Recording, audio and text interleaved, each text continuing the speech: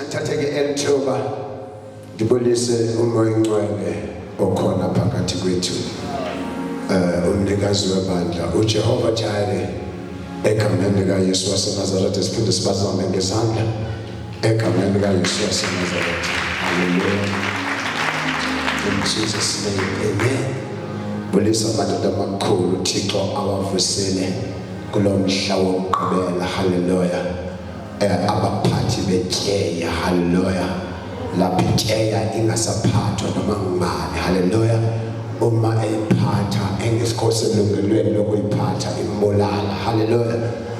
Bulisa abapostoli ngicela siwashayele izandla nabacaki wabo.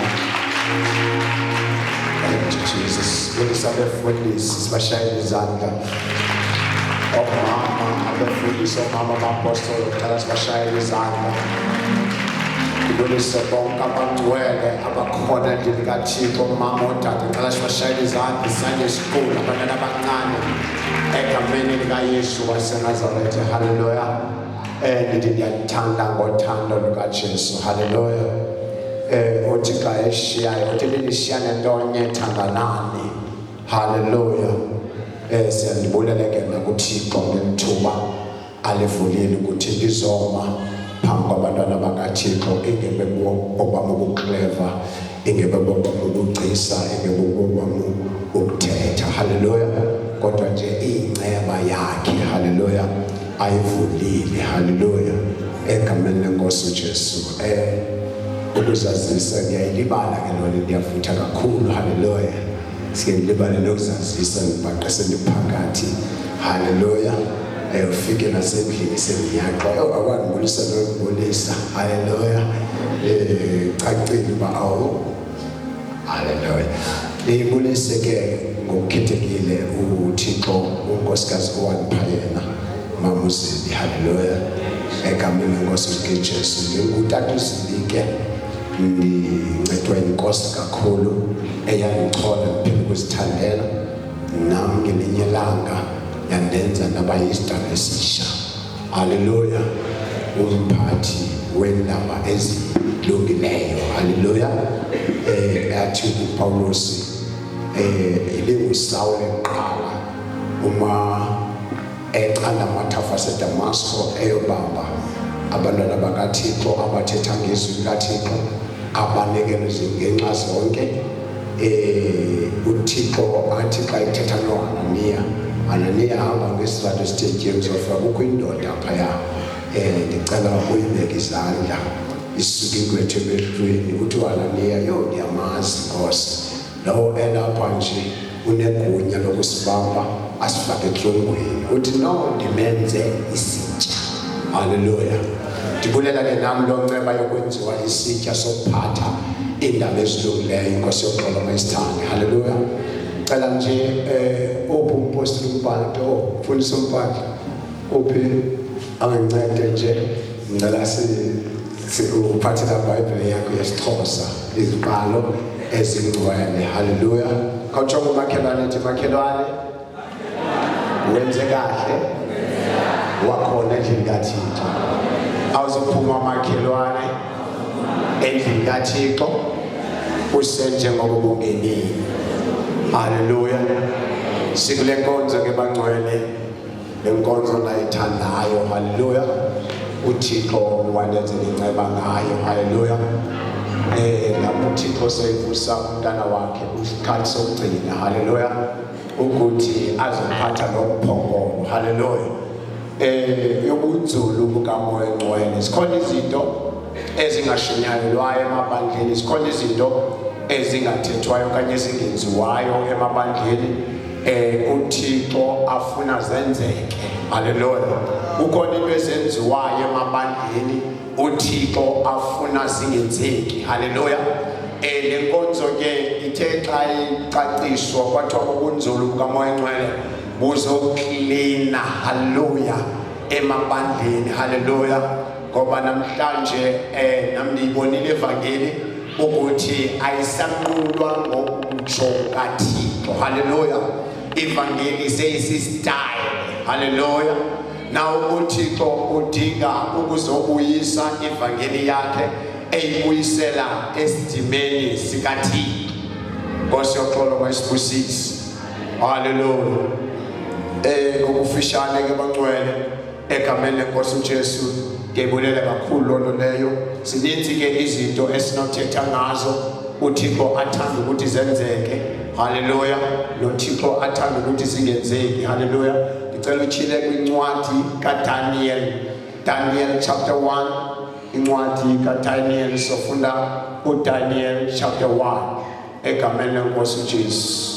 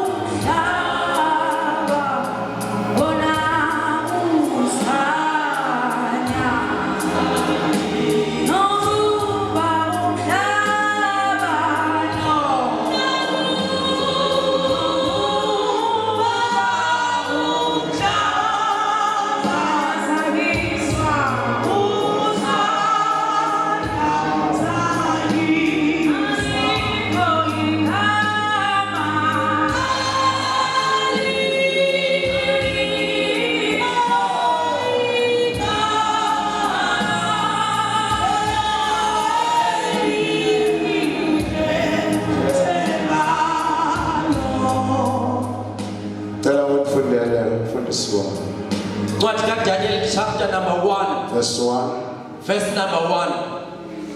Heading yakho inhloko ndaba uDaniel nabahlobo bakhe abathathu ekuthinjweni mamela nje inhloko ndaba nje iyodwa uDaniel nabahlobo bakhe ekuthinjweni. Hallelujah. Kunabantu abacinga bakhululekile bengenayo uKristu ngoba lithi iBhayibhile kwincwadi kaMagalati chapter 5 imani ngoko enkululekweni. Hallelujah.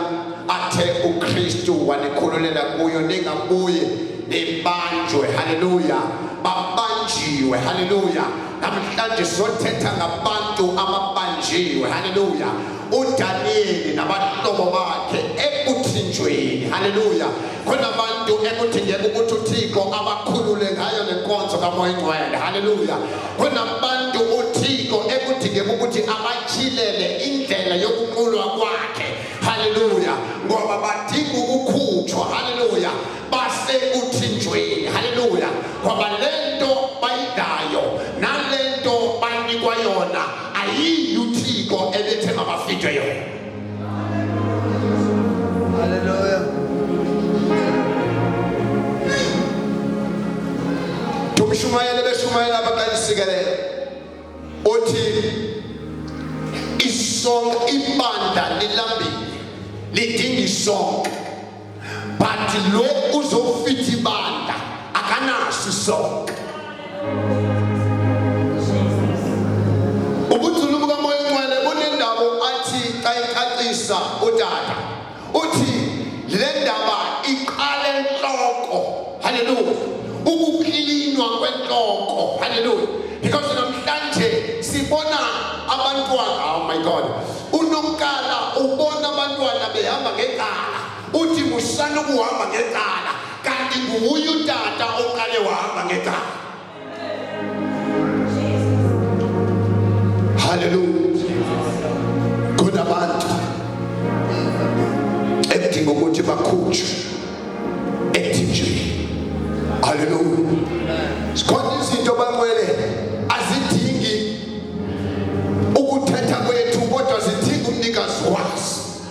Hallelujah. Sikhona izimo azidingi ubuciko bethu kodwa zidinga uMoya Ngcwele. Hallelujah. Uthi uJesu bayithethayo ubawo uyabatsala abazakubo. Hallelujah. Once uMoya Ngcwele wagcwala ngaphakathi. Hallelujah. Once uMoya Ngcwele waklina ngaphakathi kunabantu abangasubizwa bazotsalwa. The anointing it attracts. That is your time. Hallelujah. Is about verse number 1. Yes. Omnyaka wesithathu wobukumkani bukaYoyakim Yes. ukumkani wakwaYuda Yes. kweza uNebukadnezar ukumkani waseBhabheli eYerusalem Yes. wayingqinga. Hallelujah. Mame, underline that now. Kweza ukumka. IBhayibheli ithethayo ethi asilwi nenyama negazi. Silwa neziphatha makhulu. Hallelujah. Kweza ukumka. Hallelujah. Wenzani ukumkani wayingqinga. Hallelujah. Ngokusathana makesiza. Hallelujah. Akezu usathana umbone bangusathana. Hallelujah. Luka chapter 10 ndithuma njengemvana phakathi kweduka. Hallelujah. Usathana uza embethi ifelele gusha engathi kuyo lento kanti akekho kuyo lento. Hallelujah. Unento azoyidestroya, unento azoyiparalyze ebomini bakho, but namhlanje kuneshi elathethe ubumnyama babaleka. Sizoma ngezwi namhlanje. Hallelujah. Wayinqanda iBhabheli. Amamandla namhlanje ubungawajonga kuthathwe izinto zangaphandle. Athi umntana kaThixo xa ithethayo umbonise xa ishumayela lapha uthi ithomo izama-level. Hallelujah. Zifike zatshintsha indlela yokusebenza kaMoya Oyingcwele, kwaspenda ixesha kwizinto ezingenamsebenzi lapho bekumele kuspenda ixesha ekuveni kukaMoya Oyingcwele. Hallelujah. Wayinqanga iBhabheli. Ma esizwe sathana, ma esizwe sathana uyajikeleza akhangela ikona. Zawungena ngaphi? Zawungena ngaphi? Ngoba elimandla lishumayela ngoMoya Oyingcwele kodwa zawungena ngaphi? Elimandla linomlilo kodwa zawungena ngaphi? Hallelujah. Wayinqanga iBhabheli ngoba eyona njongo kaSathane eyinqanga nje iBhabheli ufuna ukwazi i-stronghold zale Bhabheli. Abale Bhabheli lento enhlupha nayo umthola kanalaba nomuntu oshumayela engekho kuthi umthola kanandaba nomuntu oshumayela eqelwe nguSathane. Hallelujah. Because it is the loss. Baninzi abayakuza kuwe besithi bathe egameni lakho baphilisa, egameni lakho benza izinto zamandla. Athi mkani sukani kumandenasi ngoba nenze ukuchasene nomthetho. Ithi iBhayibheli wayinqanga iBhabheli. Kunento eyinqangela yona iBhabheli kumkani Nebukadnezar ngoba uyifumene ukuthi le Bhabheli inento etyebile, but kanti ayifumana zakwenza njani. Verse number 2. Inkosi yamnikela uYehoyakim ukumkani wakwaYuda esandleni sakhe nenxalenye yempahla zendlu kaThixo. Uzukhumbule lekumkani eyamaYuda. Ifavor kaThixo yayikhona kumaYuda. Hallelujah. Noma amaYuda amanye ambethelele emnqamlezweni, kodwa ifavor kaThixo yayikhona kumaYuda ngoba ubungamlanda uYuda uphuma ku-Israyeli. Hallelujah. Now kuthatha into zakho ukumkani Nebukadnezar akabona enye into, ubona ubutyebi obuphakathi kule Bhabheli. But kule Bhabheli njengoba kukho ubutyebi kunomthandazo angakwazi ukusondela kuwo. Oh my God. Kunomlilo, kunoMoya Oyingcwele akakwazi ukuthi ayisondele le Bhabheli, kodwa kunezinto asifunayo kule Bhabheli. Namhlanje nizovusa egameni likaYesu intercessors zemandla. Intercessors zemandla zilele. uSathane uyalinqinga ibandla. uSathane uyozithatha izinto zikaThixo eziphakathi ebandleni. Namhlanje uThixo uzovusa abantwana bakaThixo abazothi noma uSathane esiza ngenhlobo zangalo, noma uSathane esiza engathi uyiworshipper, ingathi uyakwazi ukushumayela, esiza ingathi uyakwazi ukuprofeta, kodwa kube nabantwana bakaThixo abanomoya kaThixo abazothi lo ayisinguye ovele enkosini. Holy Spirit, Holy Spirit, vusa bakho Nkosi, vusa bakho Nkosi. Lixesha lokugqibela leli siphila kulo, ixesha lakho lokuphila xa ithetha umpostoli uPawulos athi uzixesha apho bazoqula uThixo ngokuzithandela, apho bazokuqula uThixo ngokwenkunkumalo. Now izinto zikaThixo zidinga abantu abaphansi, uyena nophansi uThixo uyamphakamisa.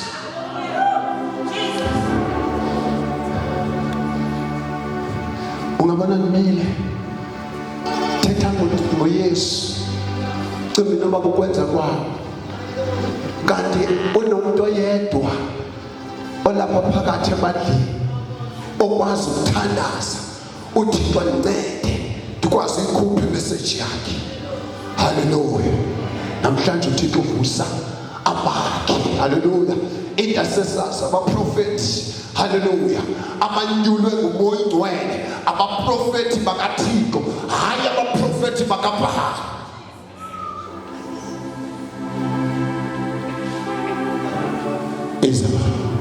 Verse number 2, inkosi yamnikela uYehoyakimu ukumkani wakwaYuda esandleni sakhe nenxalenye yempahla zendlu kaThixo awazithwalela ezweni laseShinari endlini yoThixo wakhe. Impahla ezo wazingenisa endlini yobuncwane boThixo wakhe. Verse 3, uyabona ba umnikela nempahla kaThixo, impahla ezo zingenisa ngenxale endlini yoThixo wakhe, hayi uThixo esinqulayo. Hallelujah. But uThixo wabani wakhe, because into ayifunayo ufuna utshintsha lendlela uqula ngayo uThixo. Verse number 3, wathi ukumkani kuAshpenazi umthetheli Matthew 4, abantwana abangenasiphako abanomkhitha ababuqiqileyo ubulumko bonke, abanokwazi, abanokuyiqonda, bayazi into, abafanele ukuma ebhotweni lokumkani, abafundise incwadi nolwimi lwamaKhaledi. Uyabona mama, singase ngavothi kungaseyive kahle le ndawo.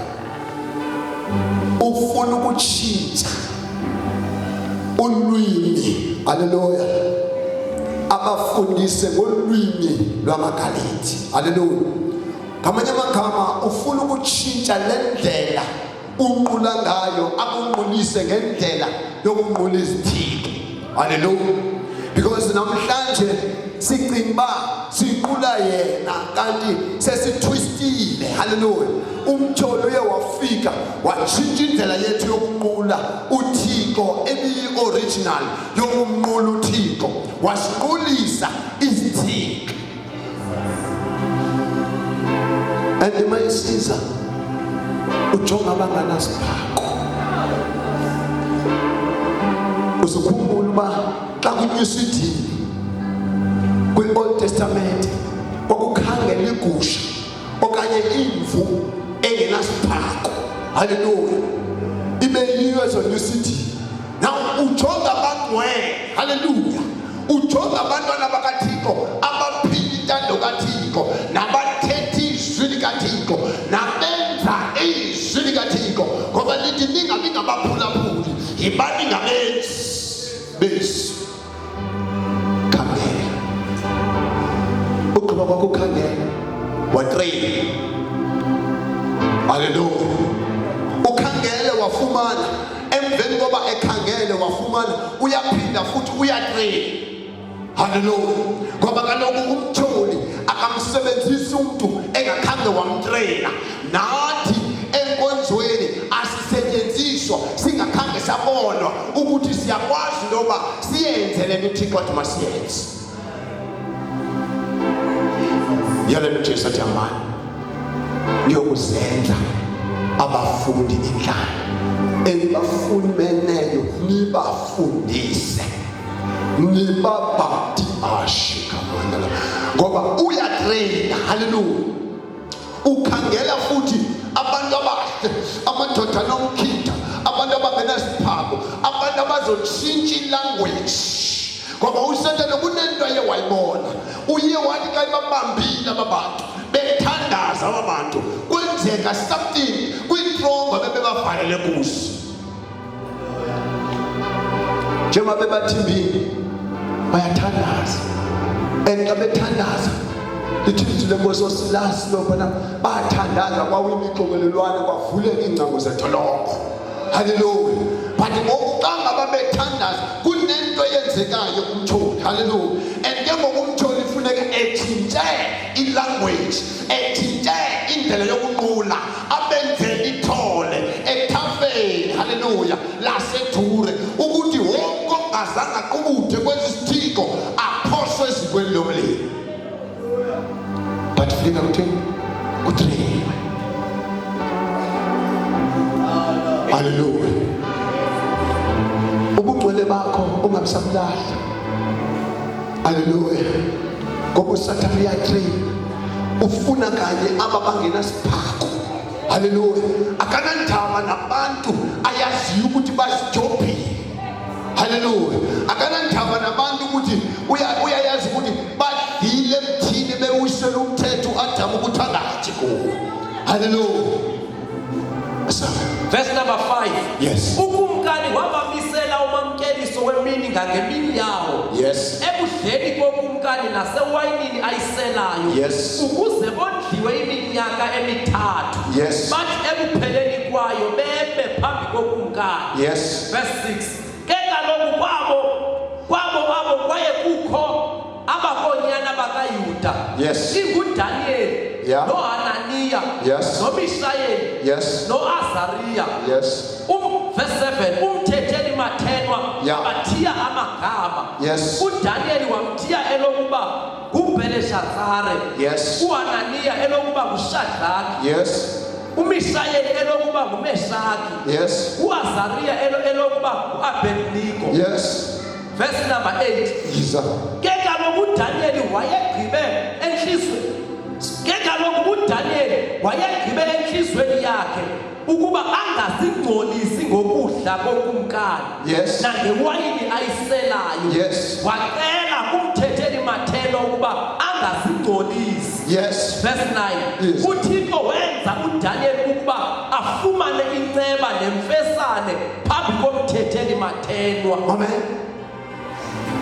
uDaniel wazixelela into yokuba andizuzigcolisa. Hallelujah. Now uThixo wenza inceba. Hallelujah. uThixo akayenzi inceba usingcolisile. Hallelujah. uThixo xa eza kwenza inceba ufuna wena uziclean. Hallelujah. Ibe nguwe nomoya ingcwele, ibe nguwe noThixo. Ngoba uDaniel uyayazi into yokuba uma ndityanga ndathetha kuThixo, uThixo uza kundenzela isicelo sakho. Hallelujah. iBhayibhile liyacela kodwa lifumane ngenxa yendlela licela ngayo. Hallelujah. Nawo uDaniel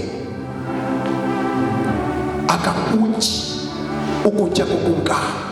Ukumkani ubakhethi and wabathatha futhi wababeka kwindawo eziright. iBhayibhile ukutya kokumkani ayithinki ukutya kokumkani bekungatyiwa nabani. Hallelujah. Bekutyiwa ngabo ukumkani abenzela into yokokuba mababe ready for ukutya kwakhe. Hallelujah. But bona babona okwakutya kokwakumkani kungeyonto ngaphandle koThixo wabo. Hallelujah. And bazixelela ukuthi asizuzigcolisa ngokutya kokumkani. Hallelujah. Ngoba thina sifuna uThixo. iBhayibhile uThixo emveni koba bemenzele lonto wabenzela inceba. Ngokuthixo ukwenzela inceba ngoske ukwazi ukuhlala kuye, ngoske uziklinele for uThixo, ungazijobhi.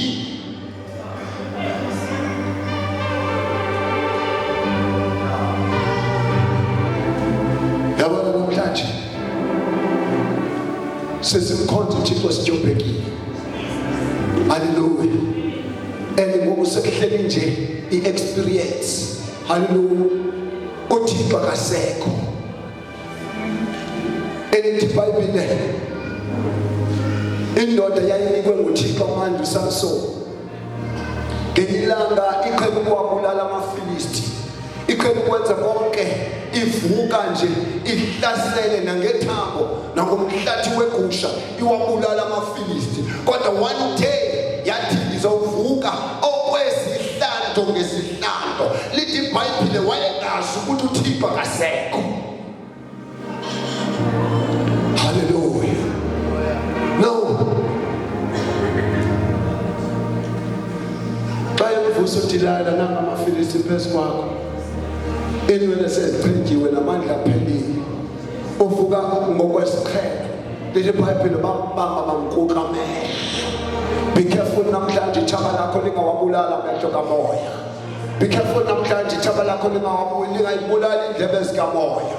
Hallelujah. Because kunento eliyifunayo, kunento elifuna ukuyithimba ebomini bempilo yakho ngoba wena uyinhlupho kubantu bobumnyama, wena uyinhlupho kumbuso kaSathane.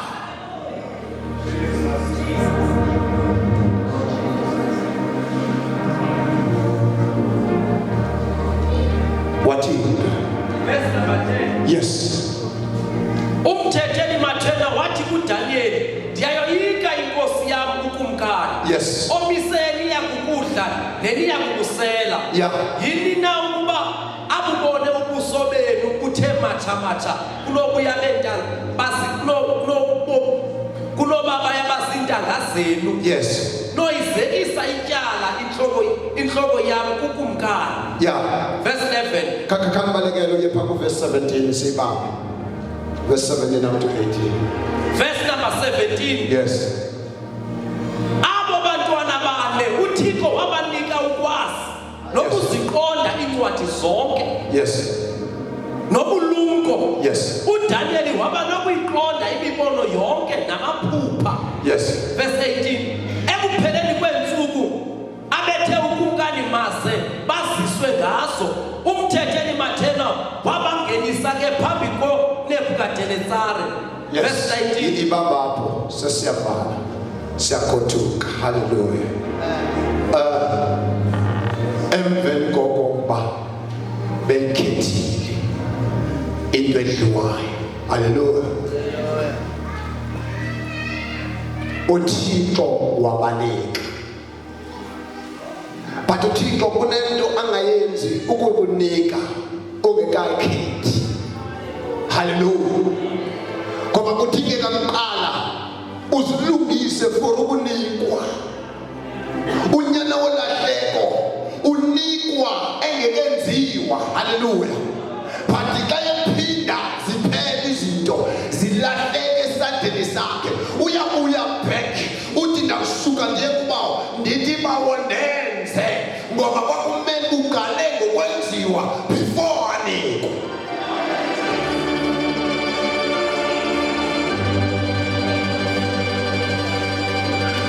No. Ithi le ndawo bangcwele uThixo uyabenza. Isizathu sokuThixo benze kungenxa yoba khange bazibonise. And umthetheli Mathena uyayoyika lento bayenzayo. Hallelujah. Ngoba into ezakwenzeka uzobekwa ityala yena. Hallelujah.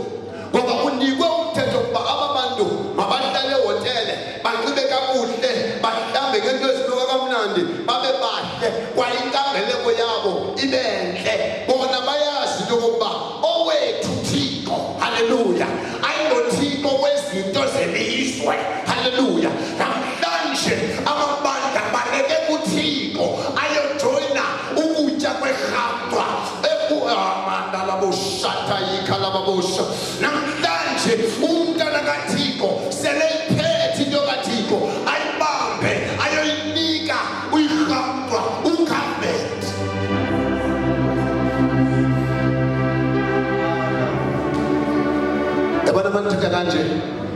unabantu endizabashiya. Hallelujah. But kukwamoya uzalibamba. Hallelujah. Ngoba into eyenzekayo uThixo ngexesha akumisa uba uyibanga umshumayeli. Lithi izwi lenkosi uEliya ngaphaya wayefunwa ngugovernment. Hallelujah. But uEliya wayenento wayemengayo ukuthi mna andizuwenza umthetho kagovernment kodwa ndizawenza ngokaThixo.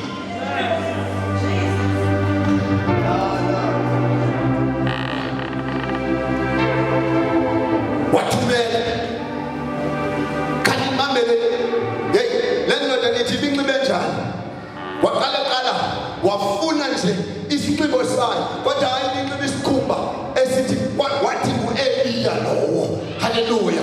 Apha amaKristu namhlanje abona njengenkangeleko, abona njengesinxibo ukuba ngumKristu wenene nowenyaniso. Namhlanje isibandla lithatha into yelizwe layifaka phakathi ebandleni. Uzoklina ezangaphandle ithi iBhayibhile kwincwadi yabaseRoma chapter 12 ningamilisi okwehlabathi, but abantu namhlanje bathi bekhona phakathi ebandleni basifunde nezangaphandle. Jesus ithi le ndawo bese kuvesi Verse number 4, verse 19. verse 8, yes, 17, 18. Full. Verse number 19. Yes. Ukumkani wathetha nabo kuba bonke bephela akufumanekanga banjengoDaniel noHananiya noMishayeli noAzariya bema ke bona phambi kokumkani ke kuzo zonke indawo zobulumko bokuqonda abezibuza kubo ukumkani wabafumana bebadlula ngokukalishumi zonke izazi nabakhwitsi abasebukumkanini bonke. Amen. Obukumkani bobo babulaliswa uYesu. Hallelujah. NgoHerode. Hallelujah. Ngoba wayecinga uza nobukumkani basezantsi emhlabeni. Ngoba obeyabukumkani ayibubo obukumkani buhlalelwe encwadini. Hallelujah. Uye kwincwadi yezenzo chapter 4 verse 13 ithi pha kuyabonakala abanasikolo abanamfundo kodwa babenayo Yesu. Hallelujah. Uye kwincwadi kaYohane chapter 7 verse 14 bayambuza uYesu, wena ungafundanga nje uzithatha pheze zinto? Uthi uYesu, eyam imfundo akusiyo yenu eyalowo wanithumayo. Hallelujah. Ngoba izinto zakhe, hallelujah, yizezikaThixo ayizo zobukumkani basezantsi emhlabeni. Bhayibhile lifunani izinto ezaphezulu engabe zezasemhlabeni. Funani ubukumkani baphezulu engabe zezasemhlabeni, ngoba ezalapha emhlabeni ziyaguga ziphele. Hallelujah. Now uThixo unento afuna uyivesi into yokuba lamadoda awakhuphileyo mathathu and oh my God, the whole world, hallelujah, ithintiwe nendlela yokudla nendlela yokuqula. Namhlanje amaKristu awananto kuthiwa oh my God, adla yonke into, azingcolisa nangokutya kwehlabathi, azingcolisa nangokutya kukakumkani. Izinto zikaThixo ebekumele uba olakho ulwazi lungaphezulu kunelabantu abayifundele lento. Olakho bekumele uba lungaphezulu kodwa ngenxa yoba wena uzingcolisa ngazo zonke izinto zalapho. Ithi iBhayibhile wabafumana uthini verse 18 for kaThixo. Verse number 18, ekupheleni kwensuku abathe ukumkani maze baziswe ngaso umthetheli mathelo wabangenisa ke phambi koNebukadinezari. Verse 19, ukumkani wathetha nabo kubo bonke bephela akufumanekanga banjengoDaniel noHananiya noMishayeli noAzariya bema ke bona phambi kokumkani. Verse number 20, ke kuzo zonke iindawo zobulumko bokuqonda abezibuza kubo ukumkani wabafumana bebadlula ngokukalishumi zonke izazi nabakwitsi ababesekukumkanini bonke. Verse 21. Baba, kuzo zonke indawo, haleluya, sendiyavala kuzo zonke indawo ebezifuna ukumkani, haleluya, because ukumkani unento ebefuna ukuyitshintsha but akakwazanga ukuyitshintsha. Isizathu soba ngakwazi ukuyitshintsha yindlela abaye bayiyo kuThixo, nendlela abaye baziphatha ngayo, nendlela abaye badla ngayo, nendlela abaye bahamba ngayo, nezinto zikakumkani khange bazijophe ngazo. Ndithetha nabantu namhlanje, izinto zikakumkani, izinto zonke ubuyiyo lento uthi xa uthethayo namhlanje uthi hey bendikhe ndihlabele mani kuhla amazulu, bendikhe ndithandaza kwenzeka ii-miracles, bendikhe mani oh my God, bendikhe ndithethe ngezilwimi ndimva uThixo, kodwa namhlanje ndisamva isizathu kunezinto zikakumkani uNebukadinezara. Andimazi wakho ukumkani uNebukadinezara oye wazoba wathatha nempahla endini yakho, haleluya, wazithathela uThixo wakhe. Namhlanje ndifuna ukuthandaza nabathi mna Thixo ndifuna ezakho, noba ulumko wabanike bona ndifuna bona, ngoba namhlanje ndifuna umoya oyingcwele kaThixo ozohlala ngaphakathi kwam, ukuze mna zonke izinto endizenzayo ndingazenzi ngoba ubulumko, kodwa umoya wobulumko kaThixo ibe nguwo ondenzisayo. Funa ukuthandaza nabatsholo namhlanje, ngagijima uze ngaphambili sesigodweni. Wena mntu uthi namhlanje ndiyamdivosa uNebukadinezara, ewe Thixo bendikhona, nani ibandla lelafa Thixo ndikhona, nanti i-challenge Thixo iye yangena ndikhona, ubundiphile umoya wobu-intercessor ngenxa yezinto endijobhekileyo ngazo. Bendikwazi Thixo ndithi ndihleli ngemva ndiyibone inkokheli kayizolimala, bendikwazi Thixo ndithi ndihleli ngemva ndilibone ibandla kalizolimala, bendikwazi Thixo ndithi ndihleli ngemva ndithandaza ndibone umoya kaSathana ezohlasela ebandleni. Kodwa namhlanje uNebukadinezara uyinqangile impilo yakho, wakubapha wakufaka emthithweni. Khuluma nawe mntwana sekhaya, khokho wam, mama wam, mfowethu, dadewethu, gijima ize ngaphambili. Nansi inceba kaThixo namhlanje, uyaphuma kokokuthinjwa egameni likaYesu waseNazaretha, uyaphuma kulo trongo akufake kuyo. Andikhathali noba iminyaka emingaphi, ngoba wafika kumlwelwe eleliphethe 8 years ngasechibini, wathi uyafuna nokuphila uthandi namntu, but namhlanje nanku uNkulunkulu uthinga wena, nanku umoya ingcwele uthinga wena ukuthi usuke kweso situlo uze ngaphambili.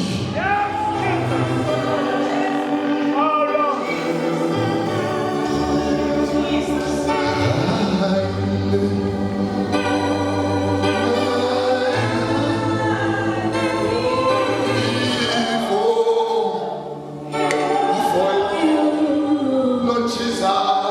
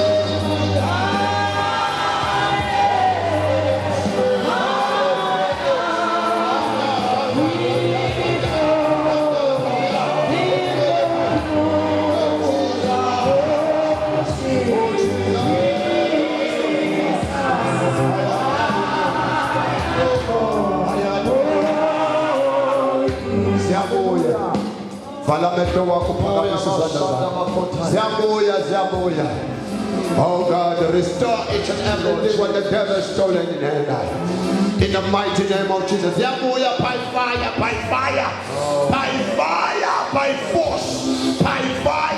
force egameni lika Yesu ziyabuya